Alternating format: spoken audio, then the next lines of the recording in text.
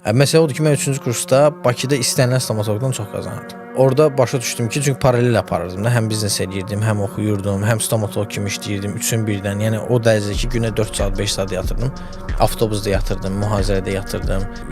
İş yükü çox idi dəhşət. Başa düşdüm ki, 2 qarpızı bir əldə tutmaq olmur. Nəsə bir seçim eləmək lazım. Onda bir dəfə gəldim, evdəkilər dedim ki, mən seçim eləyirəm, mən ümumiyyətlə universitetə atıram, gedirəm biznes sahəsinə. Dedilər, cəmaət arzusudur, tibb universitetinə girsin, göy kimi oxuyursan, stomatoloq yaxşı sənətdir falandır, bəşməkandır. Dedim, yaxşı, alacam o diplomu verəcəm sizə, qoyarsınız servanta. Elə də elədim. O vaxtı mən o təhsilə heç bir dəyər vermirdim. Amma həyat boyu mənim tibb təhsilimin olmağı həyatımda çoxlu radikal dəyişikliklər eləyib yaxşı istiqamətdə, yəni fayda verib mənə. Amma o ki qaldı, niyə biznes sahəsinə, startup sahəsinə keçdim? Çünki o mənim həm ehtirasımdır, həm də qat-qat çox pul gətirir. Ehtirasım olmayan ümumiyyətlə mən heç vaxt heç nə eləmirəm.